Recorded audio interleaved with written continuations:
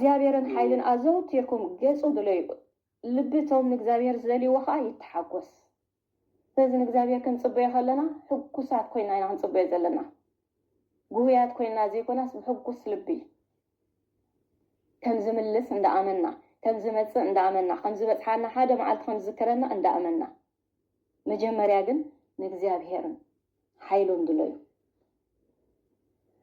ምሳሌ 8:17 ከዓ ኣነ ነቶም ዘፍቅሩኒ ኣፍቅሮም እቶም አንጊሆም ዝደልዩኒ ከዓ ይርከበሎም ነቶም ዘፍቅሩኒ ኣፍቅሮም ኦፍ ኮርስ ነፍቅሮ ኢና ንፈትዎ ኢና ኣምላኽና ግን አንጊህና ኩሉ ግዜ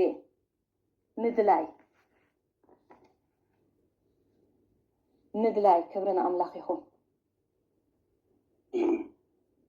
ንእግዚአብሔር ተጸበዮ መገዱን ሓሉ ንሃገር ክትወርሳይኻ ልዕል ከብለካ ረሲኣን ክጸንቱ ከለዉ ክትርኢኻ ይብል ንእግዚአብሔር ተጸበዮ ንጽበዮ ነገርኩ ከም ዝመጽእ ፈሊጥና ኢና ንጽበይና ዘለና ሕቶታት ሒዝና ንጽበለና ከም ዝመጽእ እርግጸኛታት ኮይንና ኢና ግን ኣብ ርእሲኡ ግን እንታይ ክንውስኸሉ ኣለና ዝብል ዘለዎ ክንደልለና ኣጥቢቕና ክንደልለና ኣትሬርና ክንደልለና ማዕጾና ዓጺና ክንደልለና ሕቆናት ዓጢቕና ክንደልለና አንኳሕኩሒና ስጋዕ ዝኽፈተልና ማርያም ጎይታ ስጋዕ ዘይረኸበታ ካብቲ ኣፍ ደገ መቃብር ኣይከደትን መግደላዊት ማርያም 7 ኣጋንንቲ ዝወጻላ ካብ ብዙሕ እስራት ሓራ ዝወጸት እያ ነይራ ደድሕሪ ጎይታ ክስቀል ከሎ ደድሕሪኡ ትጎይ ዝነበረት ስጋብ ትረኽቦ ግን ካብቲ ኣፍ መቃብር ካብቲ ከባቢ መቃብር ኣይግለሰትን እቶም ንእግዚአብሔር ጽበይዎ ግን ሓይሎም ይሕደስ ይብል ቃል ኣምላኽ ኣብ ምጽባይ ሓይሊ ምሕዳስ ኣሎ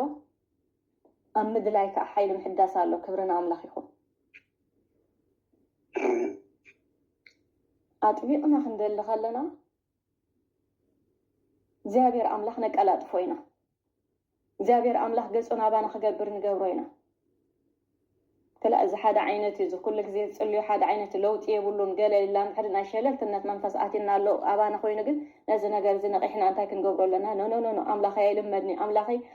صبح تأمر زجبر أملاخي مع أسكن زمت صعيف اللي تن عصر تدنا قلت أنا مش تدلوات نيرن قويت أن مع أسكن زمت سل زي فلتا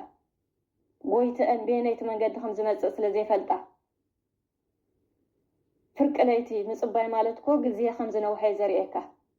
كل غزيه نقحات كل غزيه دلوات زحازو زيتن ملؤ نيرو تنحا مشتاقن زصباي نسان زصباي زغودلن ነገር ግን ነይርዎ بشلالتነት ዝተጸባይ ነይረ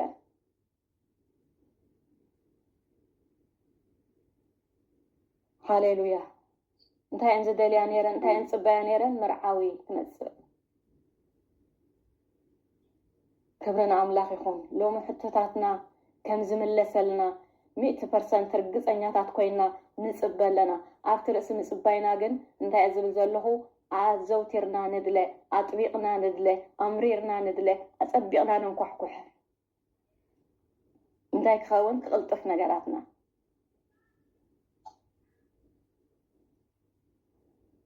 تقلطف نتم زصبيو خمتين السخاد أب إسياس 4 انتايبل كم ببادست بلانتا تقصي إسياس 4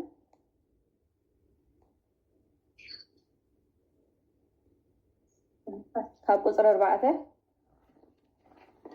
إسياس 4 كاب قصر 4 نتم زصبيو كمتين السخاد زجبر كالهم زجبر كال أملاخ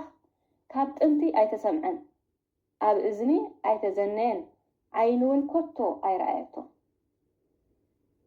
نتم زصبيو هاليلويا كم تنسخا زغبر كالوم زغبر كالا املاخ كم املاخنا كالا املاخ يلن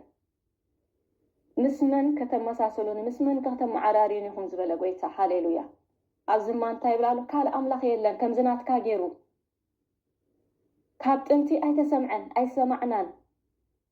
ኣብ እዝኒ ኣይተዘነየን ዓይኑን ከቶ ኣይረኣያቶም ክብረን ኣምላኽ ይኹን ኣምላኽና እንታይ እዩ ነቶም ዝጽበይዎ ነቶም ዝደልይዎ እግዚአብሔር ኣምላኽና ዝርከብ ኣምላኽ ዝምልስ ኣምላኽ እዩ ክብረን ኣምላኽ ይኹን እግዚአብሔር ኣምላኽ ኤድና ኣብ ኣፍና ስጋዕነ ንብር ሓደ መዓልቲ እንታይ ገብሪ ክበጽሓና እዩ ነገር ግን እንታይ እንዳገበርና ከለና ክበጽሓና እንዳንኳሕኳሕና ከለና እንዳደሌና ከለና እንዳተጸበየና ከለና ብሓጎስ ኣብ ስፍራና ኣብ መሰዊእና ኣብቲ ዘልመድናዮ ስፍራ ኩሉ ግዜ መብራህትና ደሚቑ ጥዋፍና ደሚቑ ጨውና ነቂሩ ኣብ ቦታና ክንጽበዮ ከለና ክመጽኣና ይጎይታ ሃሌሉያ ክብረን ኣምላኽ ይኹን ኣምላኽና ነቶም ዝጽበይዎ ከምቲ ንስኻ ዝገበርካሎም ዝገብር ካልእ ኣምላኽ የልዎም ከም ኣምላኽና ካልእ ኣምላኽ የለን አሜን